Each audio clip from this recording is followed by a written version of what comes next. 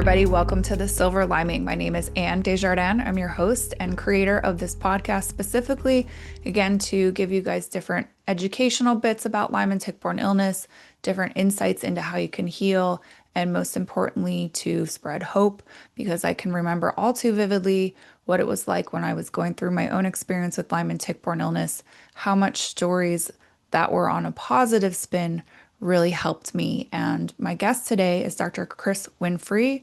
I'm incredibly excited to get the opportunity to interview him specifically because he deals with a lot of psychiatric issues. You know, he really looks more towards traditional psychiatry, metabolic and mitochondrial psychiatry, neuroimmunology, nutrient psychiatry, functional medicine, environmental psychiatry, my goodness, and psychoanalytical therapy to support mental and emotional well-being. And I just find that this is going to be really valuable for people because when I was healing, I know that my emotional spectrum was really different from who I am. And I think that's partially because of the brain infection that I had going on. And many times I think about people who are labeled with mental health challenges and potentially maybe they have some kind of an infection or tick-borne illness on board. And it is not serving them well to look at them as a crazy person because they literally have some type of brain infection that is causing this behavior. And so, again, I just remember feeling like this and what it felt like. And I think Dr. Winfrey will be able to give us some insight in terms of things we can look out for, things we could do for ourselves to help us.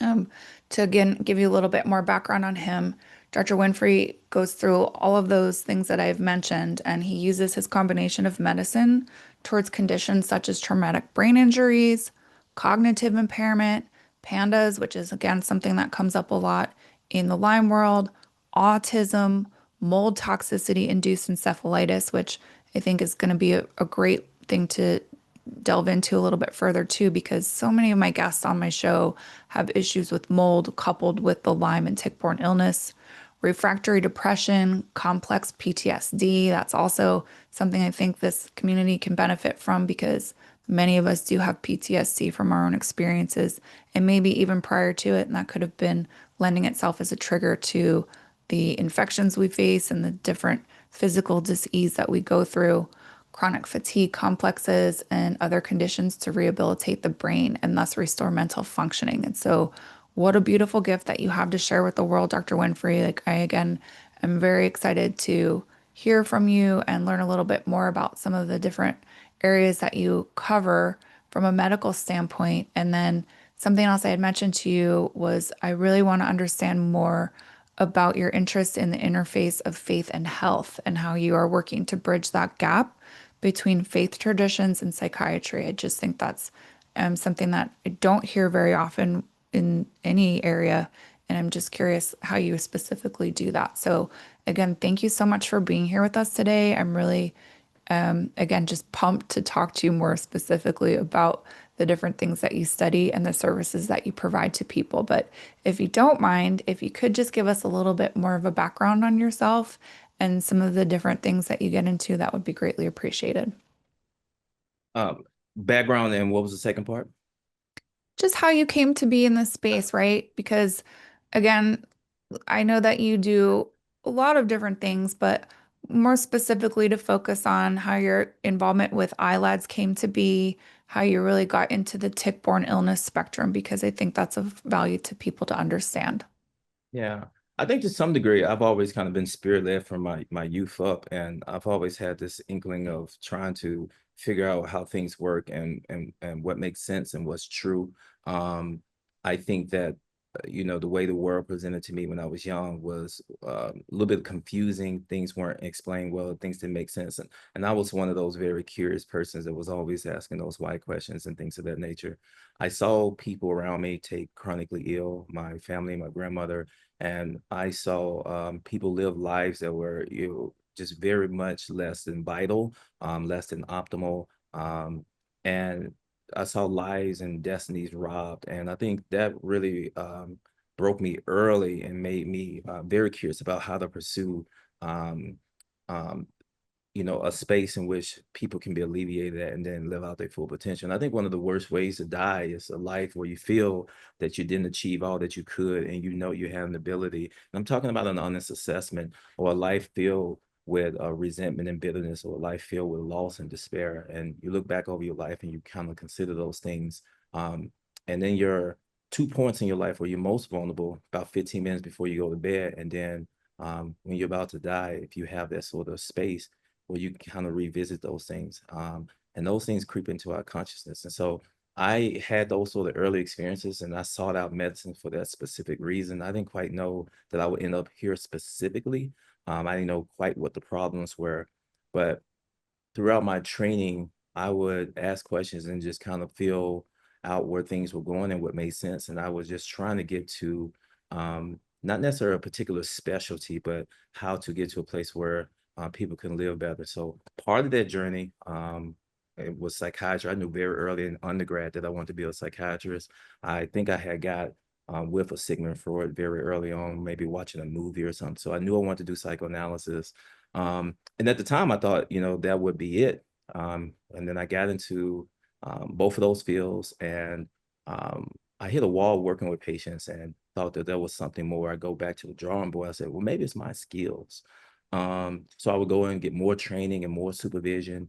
And then I came to realize that it wasn't that, it was just other untapped areas. And that came to be when I suffered my own sort of fate with this, when I moved into a moldy office and I became mold toxic myself. And then that uncovered so much about my own struggles at that time and my recovery through that process. And then I began to ask the question, what percentage of my patients are dealing with these sort of things? And then I started looking into their cases a little bit differently than I had before. And I found out quite a bit of them had several things going on that I was not fully aware of. And so then the question became, well, how do I serve these people? How do we create space for this sort of issue? And how do I get more involved? And so I pursued more training, and that's how I found functional medicine. From there, I found the mobile community, and then I found the allies community. And I just kind of kept pursuing, and I'll continue to do that. And this for the pursuit and journey, trying to figure out how to help people reclaim their vitality. I think for me, that is what makes most sense about living a life that's clear, a life that's full, a life that's vital. And I work with people and encounter people every day that live compromised lives. Some people are comfortable in that compromise, and some people are uncomfortable in that compromise. And I think this is not a commentary about perfection or idealism, but this is a commentary about, to some degree, we're all going to die, but as we're ascending through life, how we manage the trajectory that we come to face death is what we can control. And so we're going to all meet our demise, but what we do in the meantime, we have some control over that. And I think that's what this space is for me. Yeah, that's really beautiful. And I appreciate your heart in terms of wanting to help people. And I follow along in that line of thought.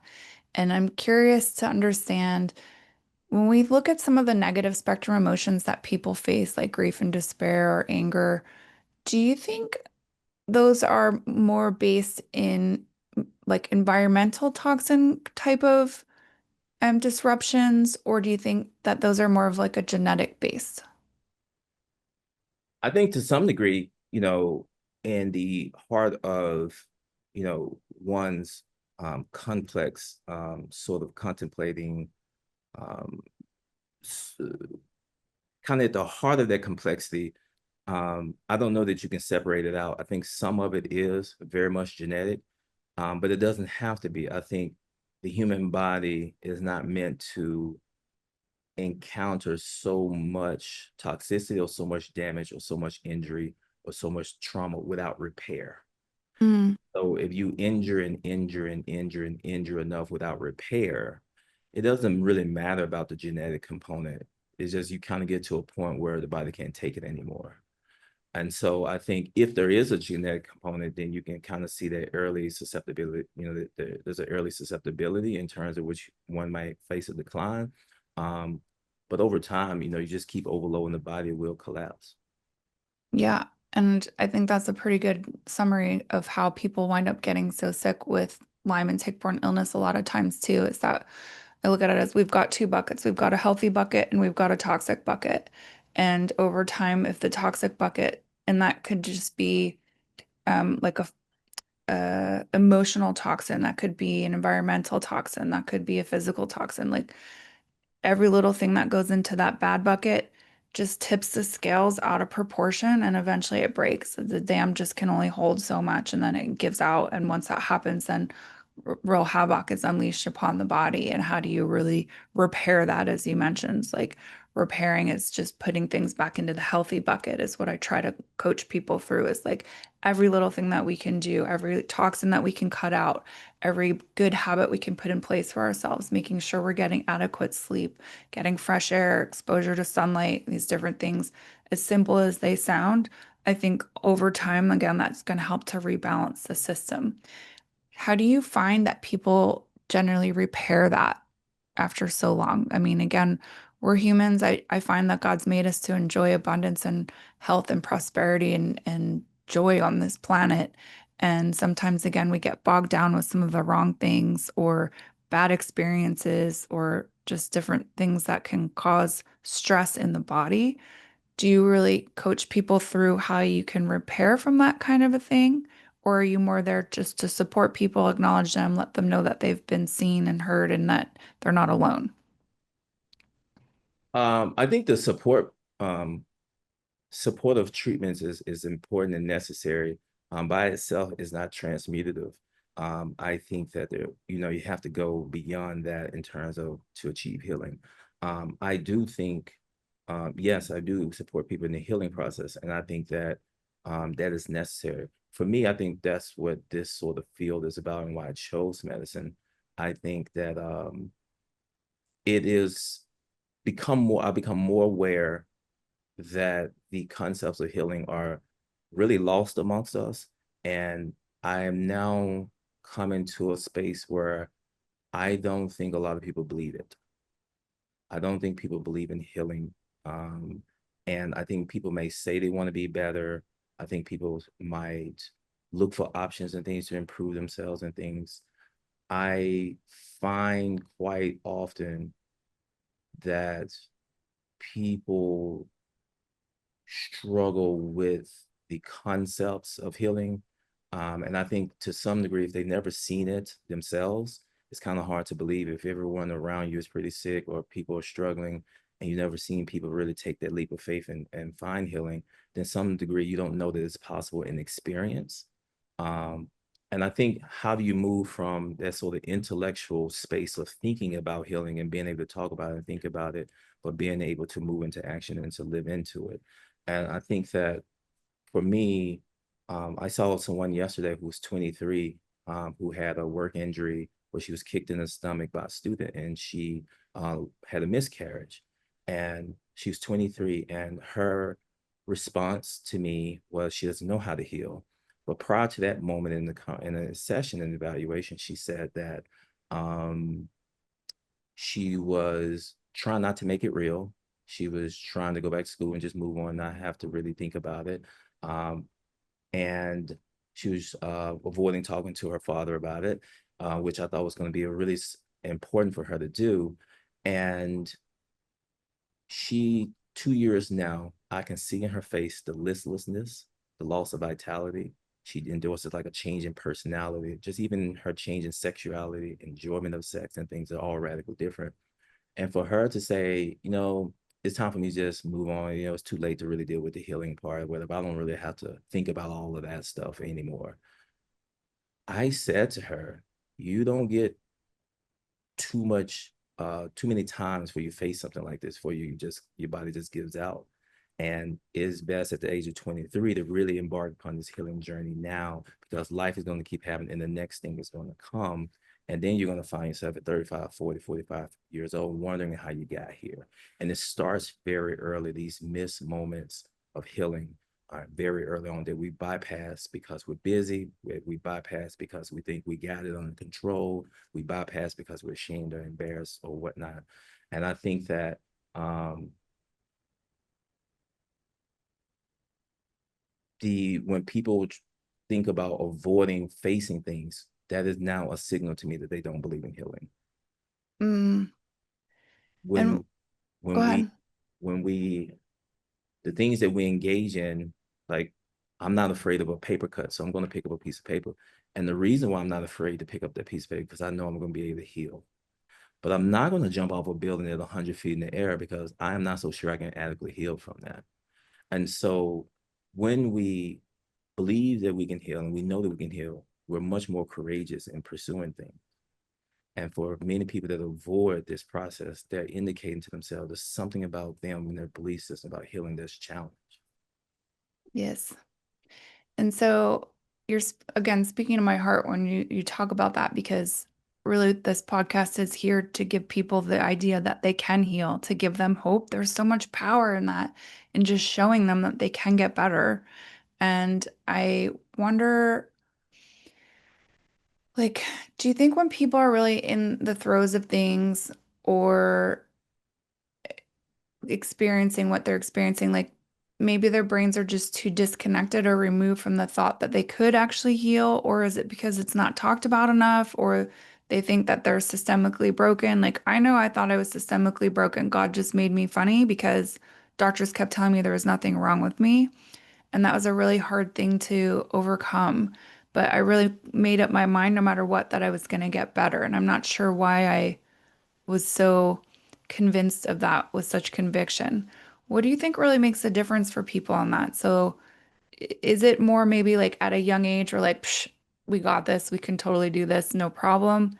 Or is it just like we're not grasping the full impact something is having on us? Yeah, I think it's all of that. I think it's, what you see modeled. I think it's your own internal sort of personality structure, your ability or your tendency towards grit, resilience, one's tendency or natural inclination toward faith, trust, and hope.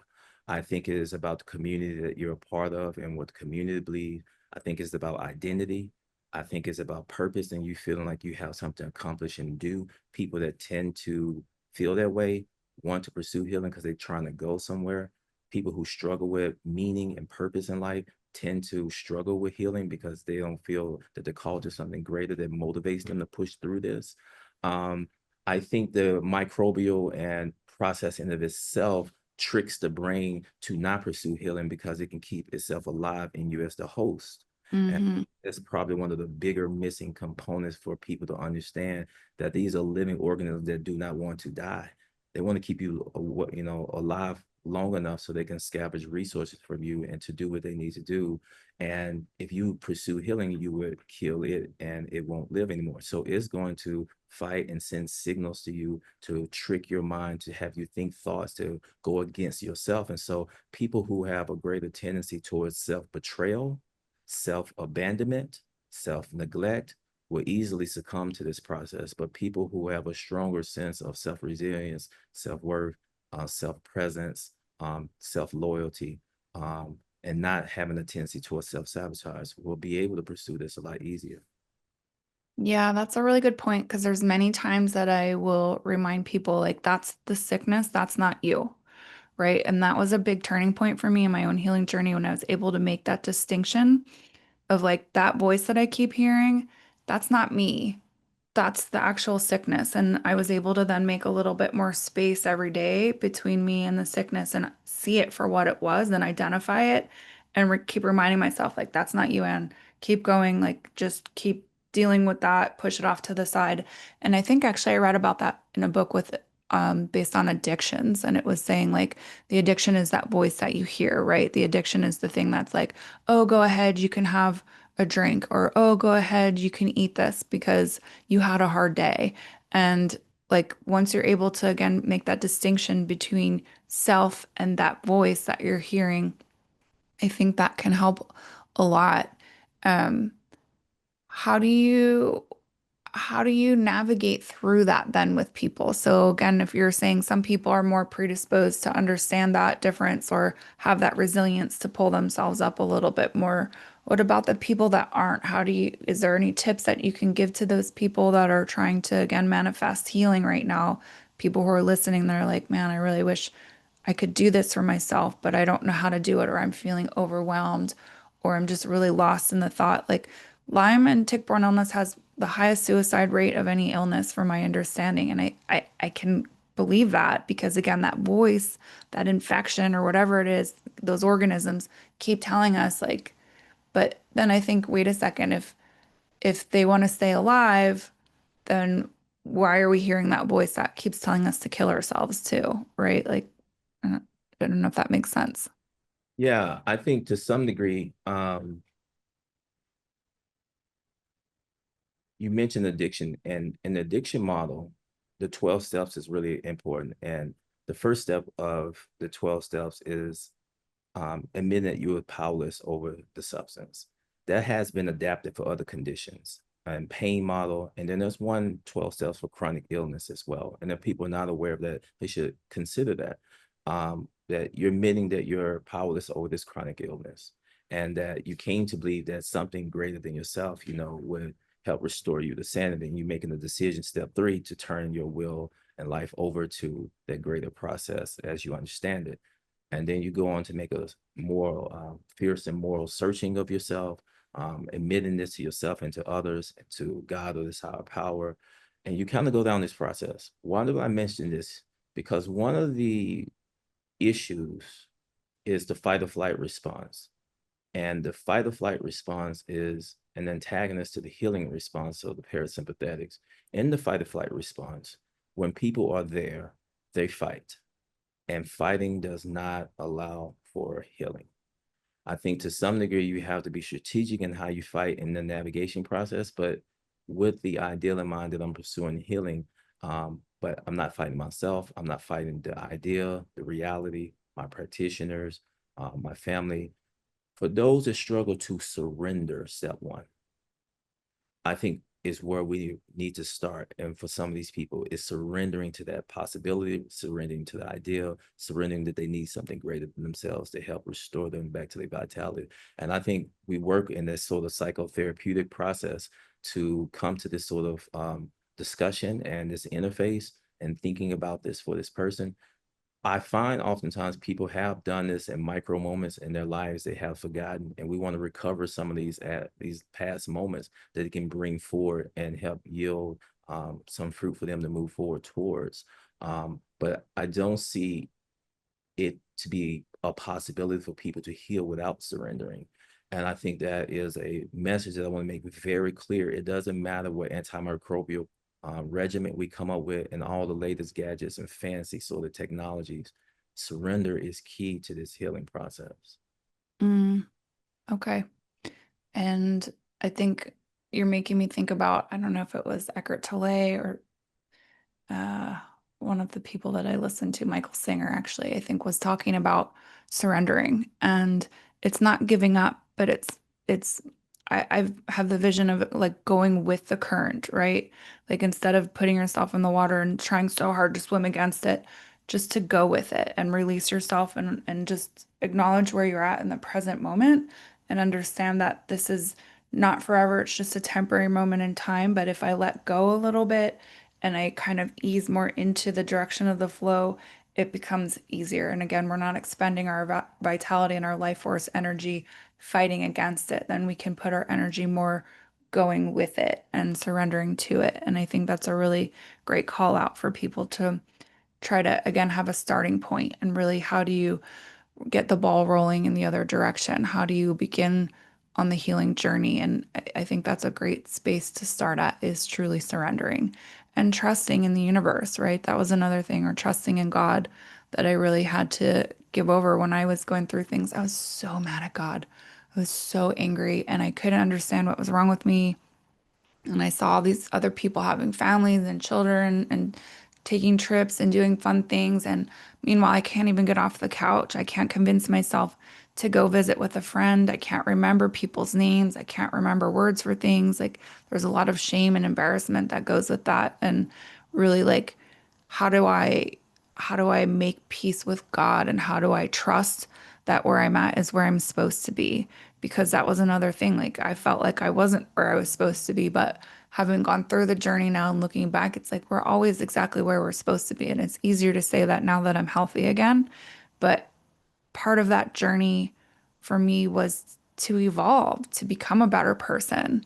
And I want people who are listening to understand like it might really suck in the moment and it really might be something horrible and catastrophic that you are sitting with and having to presently endure, but know that it is all part of God's plan and it will help you to evolve. It will help you to become a better person. It will help you to see life from a different perspective. And I think gratitude also plays into that, is finding things to be grateful for on a daily basis, just even small things to help, again, to change the energetic exchange that we have with ourselves and with the world, and to begin to be in more of a peaceful state and a state of surrendering. Because it's hard. Like if you're angry, and I think sometimes, and I would imagine with some of your patients, they're angry partially because of the brain infection, right? And like, how do you make people be less angry when their brain is literally inflamed? Yeah, I think it's a dual process, where you, to some degree, you do have to do some uh, physical treatment to alleviate the inflammation and the dysfunction in the brain. Um, you, I think we embark upon utilizing limbic retraining as well to be very helpful with this process. Um, I do think you have to have um, a relative stable external environment. Um, External chaos and internal chaos makes it very difficult for the person to make sense of direction. So that's relationships and work and other sort of things in your home life. I think have to be relatively stable to kind of get through that as well. Um, and so I think that um, it is not easy, but it is doable. And like you mentioned earlier, it's one step at a time of putting those pieces into place to kind of get to that sort of place of stability. I think the part you mentioned about the suicide earlier, um, of how to make sense of that if the organisms want to survive. Um, and that's a tricky one because to some degree, there's more than one of these microbes on board. And they all have like different purposes of what they're trying to do. Some like to jump hosts, and once it's kind of done what it needs to do, it needs to jump hosts. And then some want to stay there for as long as it can. And so if you have that sort of competition going on, you can see a rising in this sort of terrain, a sort of suicidal process. Um, but then you have, to some degree, their own person's will in there kind of being hijacked. And so it becomes a sort of conflictual sort of system that the person has to navigate through. But this is a space where both of those ideas can be true at the same time, depending on what kind of microbial process we're thinking about. Mm. And I'm curious, and too, would you be able to elaborate more specifically about your own experience with mold toxicity and what that looked like for you? Yeah, I think that the worst part of it was the confusion of me not knowing that's what it was, and the story that I told myself as to what I thought was going on. For example, I was really tired, and the story that I told myself, well, I'm just working a lot. I got a lot of things to do. That's why I'm tired. Um, and the um, my thought process was slower, and I didn't recognize it as slower. I just thought I was a deep thinker. So, I mean, imagine, right? I'm thinking I'm just as, I would take a while to get back with somebody. And my story that I would tell myself is I really want to think through it. But no, I would take 2 or 3 days to get back to you because I was just slow in thinking. It took me a while to come to my idea. And that was a interesting moment with myself to say, I'm not all that deep of a thinker. I'm just slow and it takes me a while and everybody else is kind of faster. And so I think that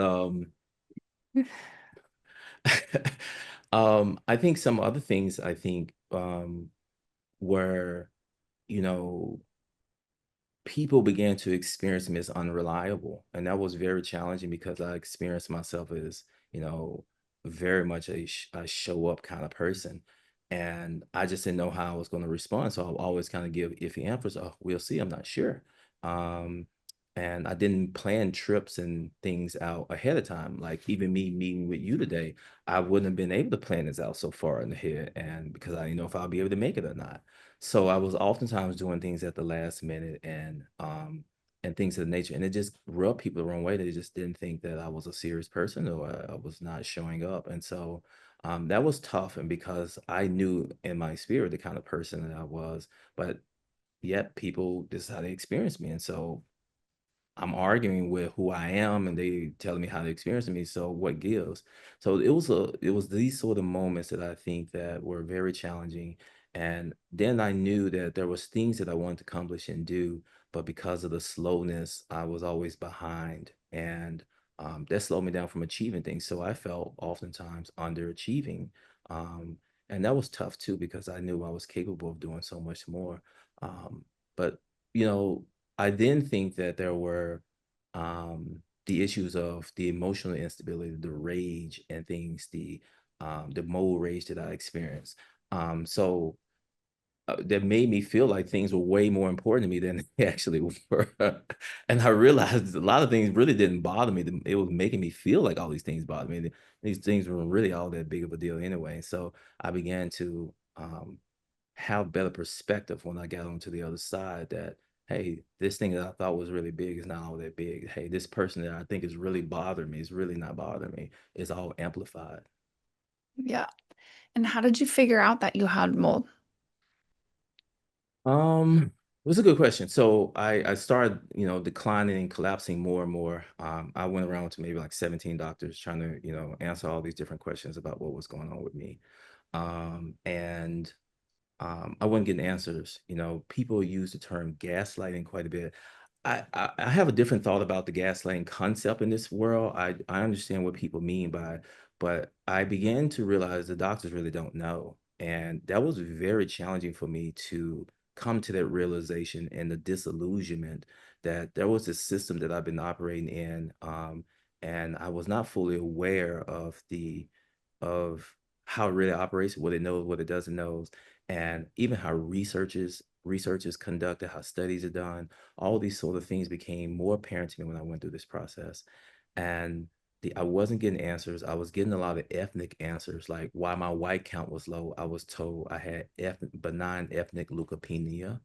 Um, Benign meaning, it's not that serious, and ethnic, and then leukopenia mean lower white count. And I'm like, so I said to the doctor, I said, so if I was a white person with a lower white count, you would work me up and figure out why it's low, but because I'm black, it's benign ethnic leukemia. I said, it doesn't make any sense. How's it about science? So I was having these encounters, and then I began to notice, oh, these are what patients have been describing to me, because I had never seen this side of medicine before. And it was an eye opener. And then it called me into question this system and my training. It took me about 2, 3 years to kind of deconstruct a lot of things that I had experienced. And so I decided to kind of sit down on my own lab work and things and started combing through it and looking up things, Googling. And I was like, well, I'm a doctor, I can figure this out. And I just kind of went down the rabbit hole from one thing to the next and reading articles and calling people on the phone, asking questions. And I didn't stop until I got answers. And then eventually I met someone who was a naturopath, who said, I had a food sensitivity test that I looked into. And she said, the way your food sensitivity test looks is all over the cave, all over the place. You might need to look into mold toxicity. So I got a mold test and it was positive. And then I looked into place where I was residing. And then from there, every other test started to fall into place. Why that moment was significant is because as a medical doctor, as an MD, we were taught directly and indirectly, no other practitioner is worthy of where we are. Everybody else is beneath us. And everybody else has some concept about what's going on, but they really don't know. And we know what's really going on. That's the message.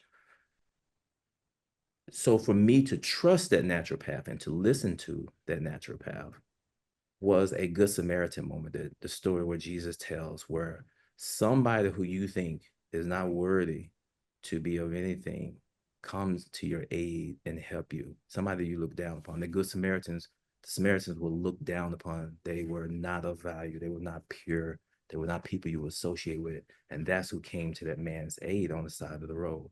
And in that moment, I had a crisis that I had to face, um, that everybody else that I thought I looked at with contempt, maybe they know something, and maybe I need to listen.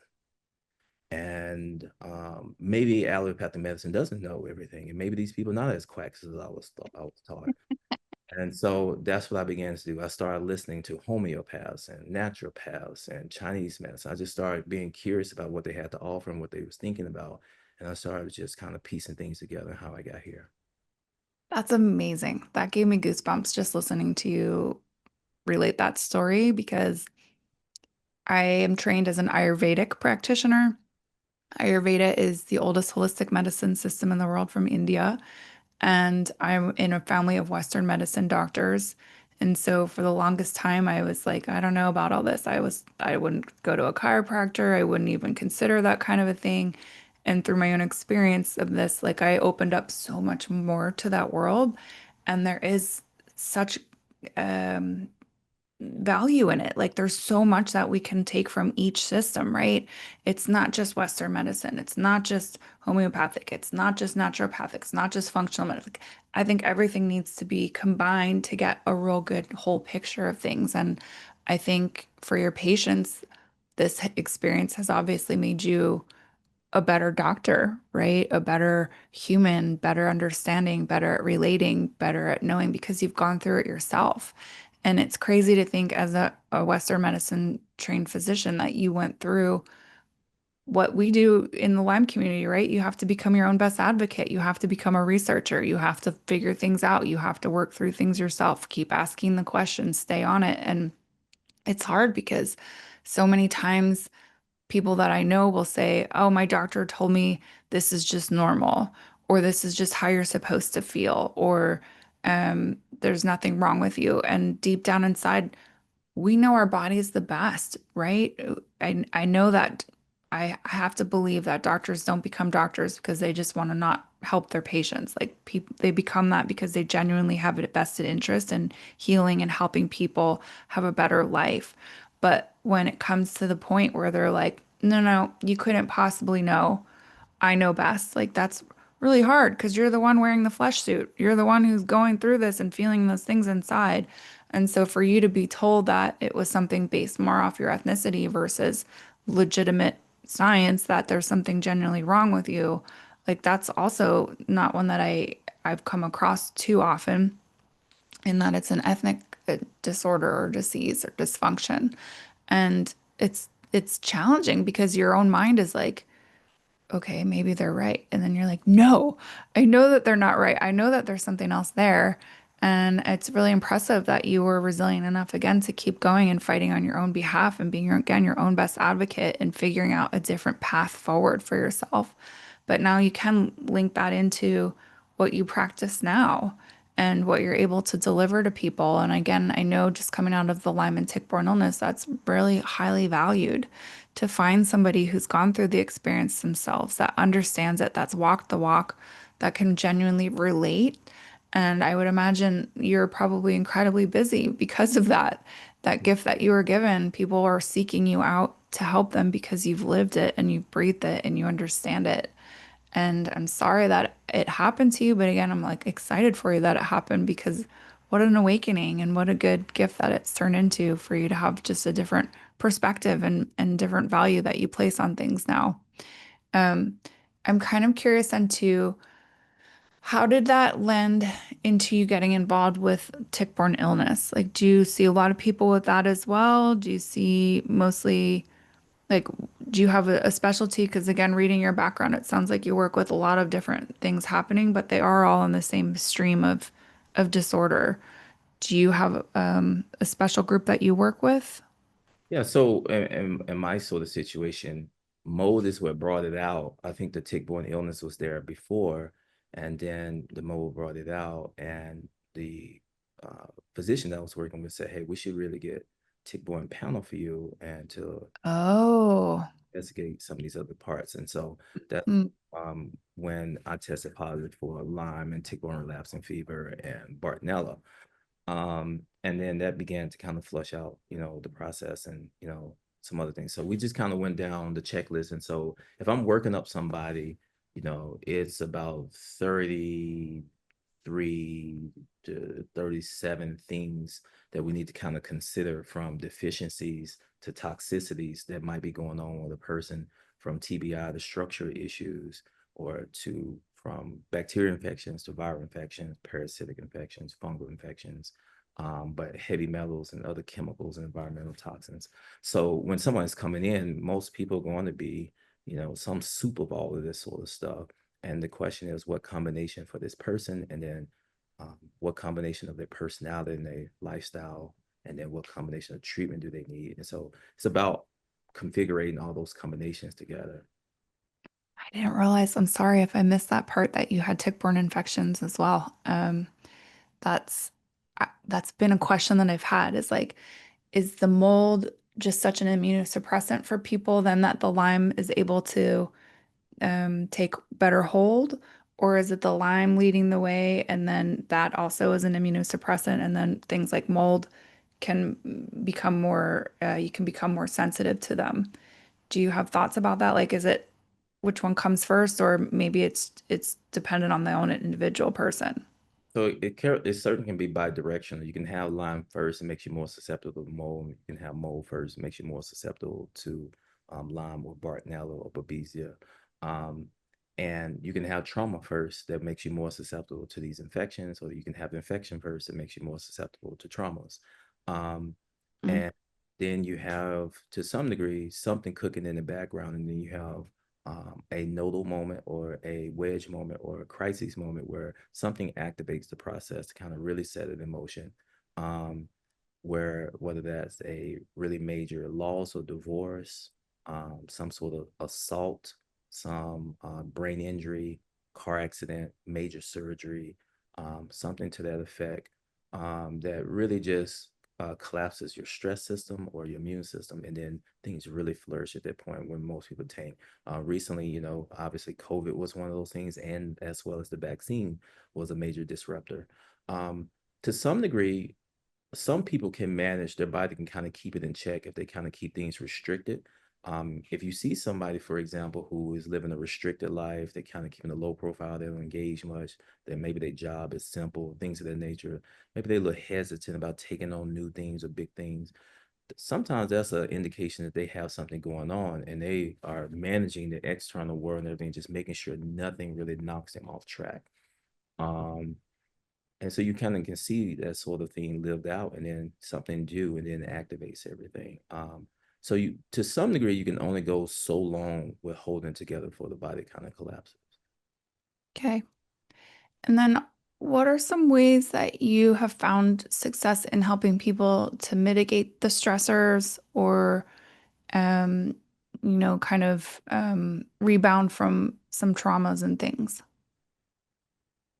It's not always so easy. I think that, to some degree, I think one central message is um, that you have to treat these things together. So there's a relationship between toxins, infections, and traumatic experience and emotions. From an energetic point of view, they kind of link together, and they reach an equilibrium.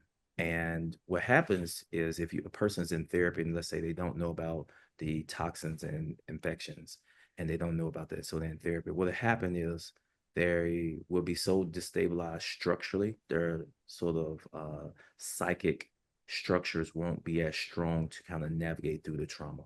And so they'll kind of keep having relapses. They'll kind of keep going back to therapy, or they'll just kind of hit a plateau or so. Um, and they won't be able to get to the other side. So to some degree, trauma is about finding meaning, creating and narrating story, and finding resilience and enlarging capacity. And those things are injured in trauma. But if your physical structures in your body are, injured, then you can't quite, come out of that mentally, because your mind is a product of the body. They're not separate. They're one and the same. And the mind is an outpouring of your body. So the healthier your body is, the greater the capacity for your mind to be. Um, and so you can have the other side be true too, where somebody's aware of the infections and toxins. Maybe they're not aware of traumas, or maybe they are, they don't want to face them. They're going to get stuck in the process too.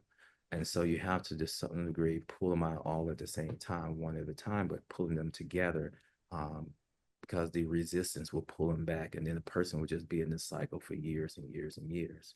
And I think helping people kind of understand that relationship is key. Um, and then you want to think about the external lifestyle and relationships they have that's also could be in reinforcing that matrix. So, for example, if they have been a person who part of the trauma that they have endured along with these infections and toxins, they get a lot of sympathy and a lot of care from people. And now somebody's incentivizing this sort of state of being. That relationship has to change as well if they're going to stand any chance of getting better.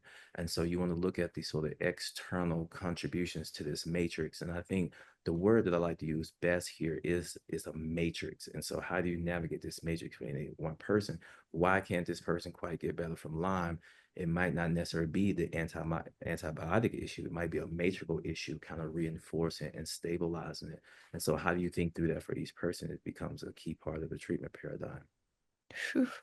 You should wear a Superman cape, I think, dealing with these complexities because it's certainly not easy to navigate. And I often have the visualization of like a ball of yarn, right? Like it's all jumbled together. And how do you really start to unwind that and pull the threads out and help to straighten things out for somebody again and help them find their way back into the light? And I've often had the thought too that it's really difficult to heal in the same environment that you got sick.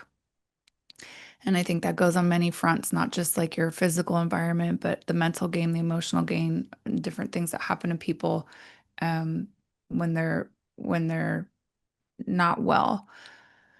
But I also think then too about people.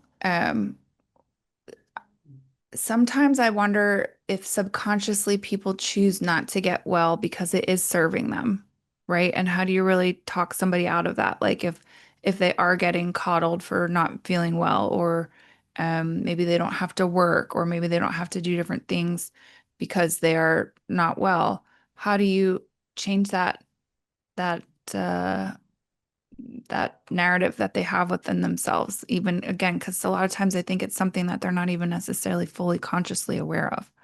Yeah, and that becomes the work of needing to bring that to their awareness if they will allow that, and that might become a resistance in and of itself. And so, where there's resistance, that resistance needs to be understood and analyzed if some working through process is going to happen. Some of these resistances are very strong and they're very difficult to overcome. And this doesn't happen for every patient that I work with. If there is money involved, it is almost near impossible sometimes to really help people work through this. The money is one of the biggest incentives to kind of keep people sick. If they're getting paid for or being taken care of, something like that, it is incredibly difficult, I think, sometimes. Attention and nurturing and compassion is a strong currency running neck and neck with money that can really enforce illness and can be very challenging. Um, I think to some degree, um, when those sort of things are happening, some greater disruption needs to happen to kind of break open that matrix to bring these realities to the forefront. It's not a something that I have seen easily play out. Um, it will require the money being cut off or require somebody dying to kind of like really wake this process up. Um, and otherwise, you're kind of holding the fort until it happens. I think that the um, I saw that with some people who got COVID or they had the COVID vaccine. It was a great enough disruptor where we was really trying to work with these resistances and things that they were fighting along the way. And then COVID came or their vaccine came and it disrupted their system. And then they like, oh, okay. And it kind of woke them up and they kind of had to really face this reality.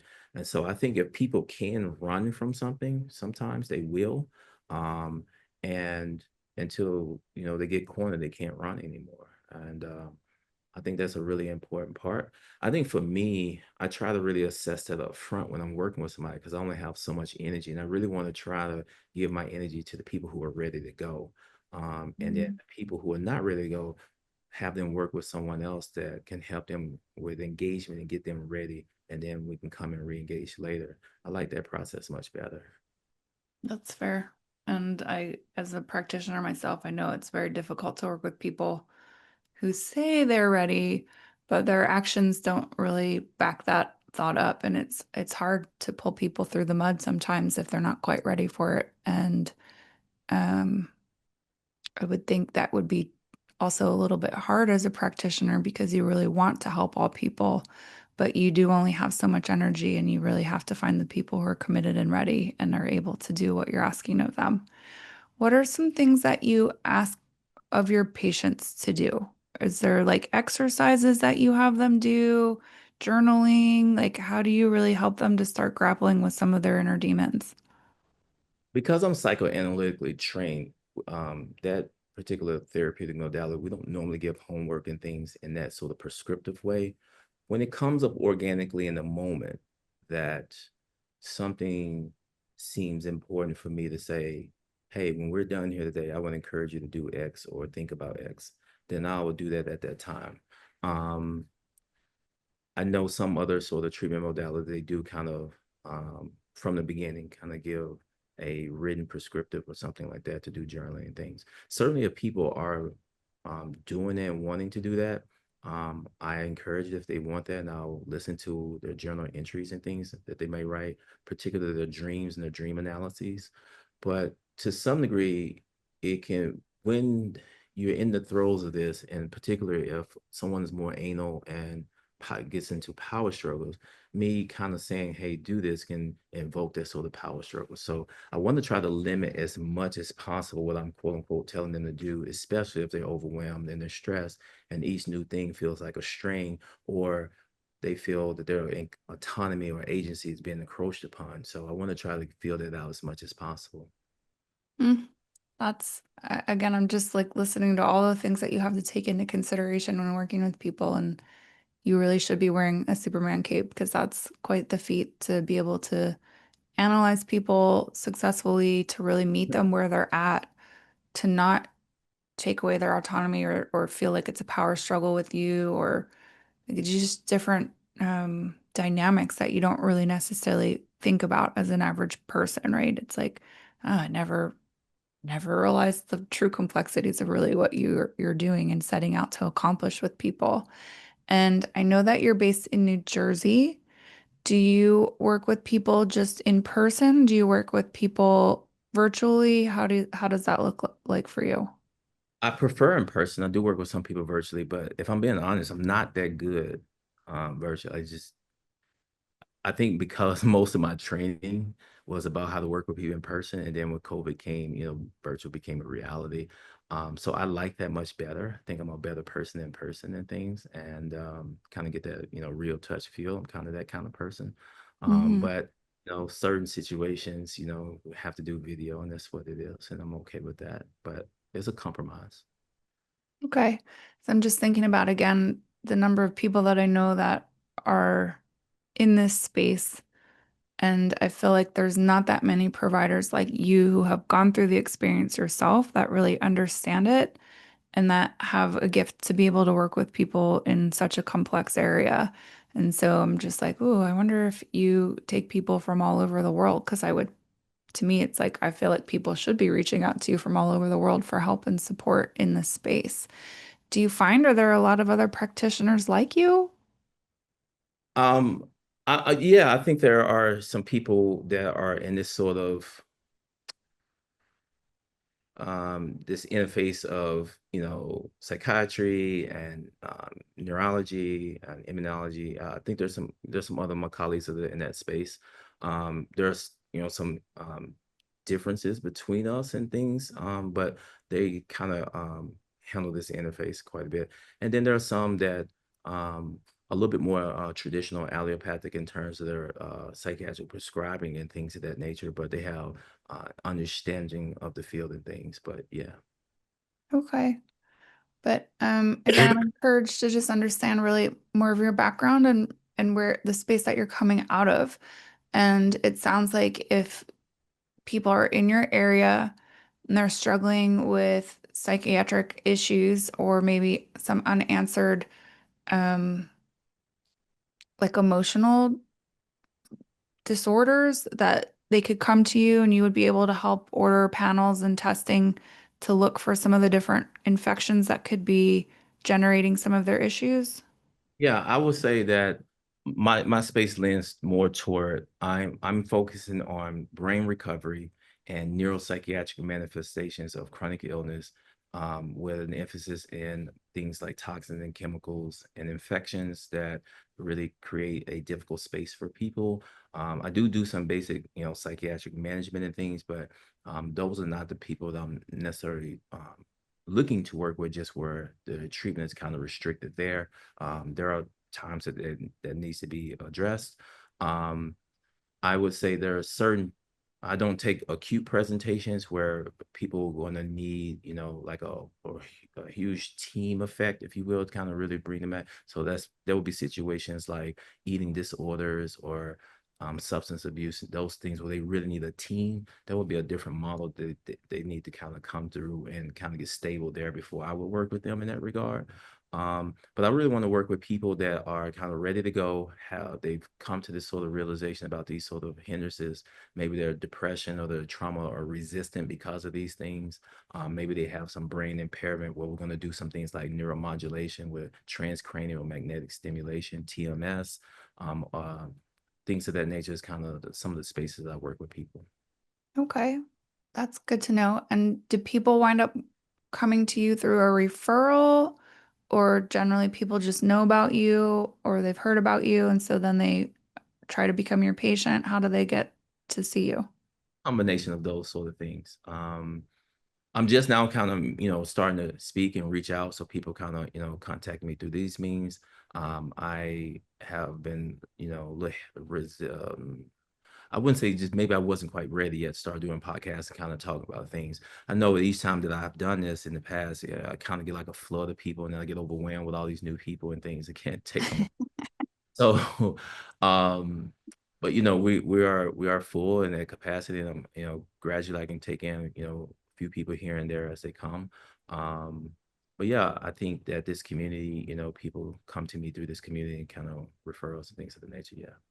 Yeah. And to my point, that I would imagine people are reaching out to you from all over the place because you're probably pretty unique in the space that you serve. Um, Given that you just said that you're full, I'm not surprised. And it's really refreshing to talk to somebody who's, again, very empathetic and compassionate towards this specific um, psychiatric manifestations, if you will, because it's hard. And I don't really like the term gaslit either per se, but there's so many people that go from doctor to doctor to doctor and just get told there's nothing wrong with them. And it really is deflating to the being, right? I experienced that. It was horrible. And then that's a whole mind game in and of itself, is just it's like to have enough belief and conviction in yourself that yes, something's legitimately not right. I don't care what these doctors are telling me. I don't care what these medicinal people are saying to me. I know genuinely that there's something wrong. And so then to wind up to work with someone like you who's like, yes, I see you, I acknowledge you, I know that something's off here and we're going to figure it out. Let me help you work through this. Um, that's that's a really unique gift that you're giving back to the world. So thank you for that. And as a final question, and I don't know maybe how you're going to feel about this, but can you say what is the best thing that happened to you as a result of getting Lyme and tick-borne illness? Oh, that's a really good question.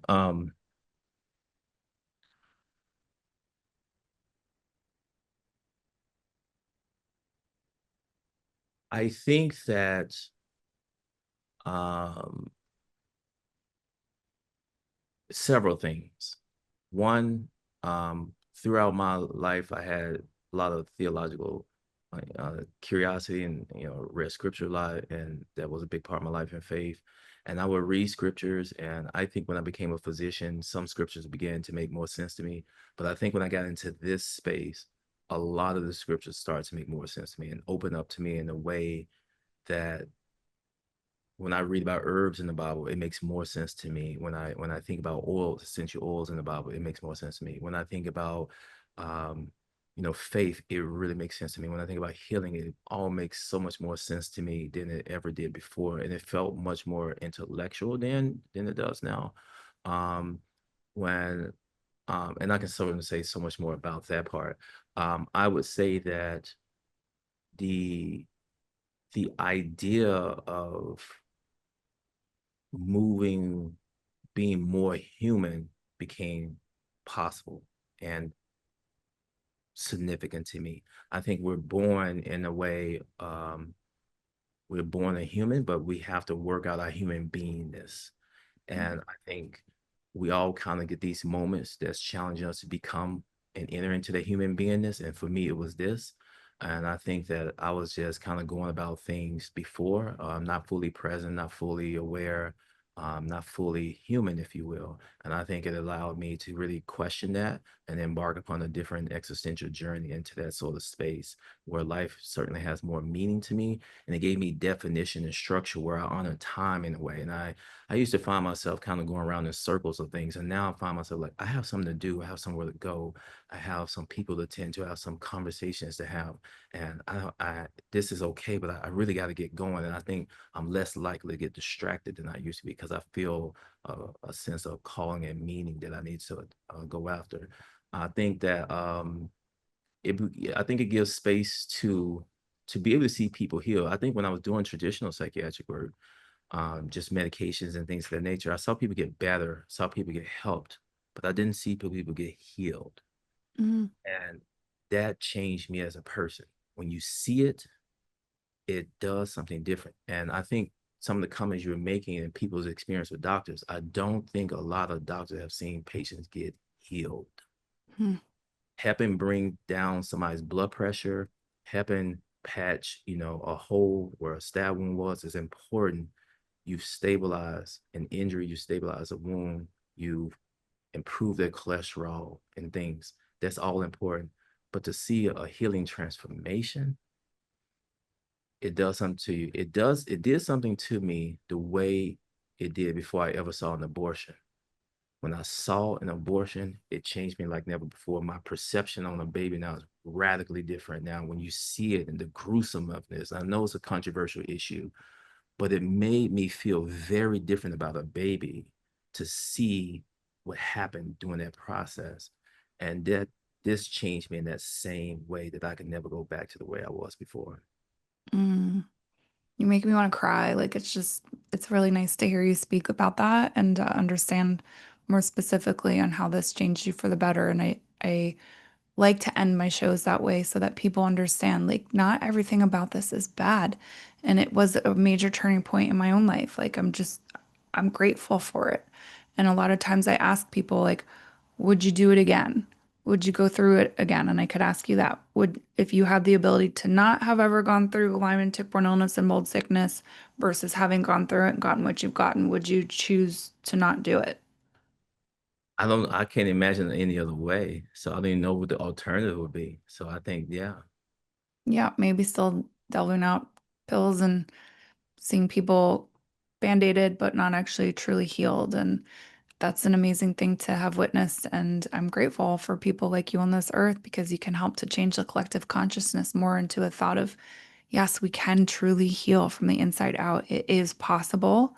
And again, that's just such a beautiful thing to share with this world. So I really do appreciate you tremendously and your time and your worth and your value and what you add to this community and making it more of a safe space to feel like, yes, legitimately there's something off, but we can get through this together.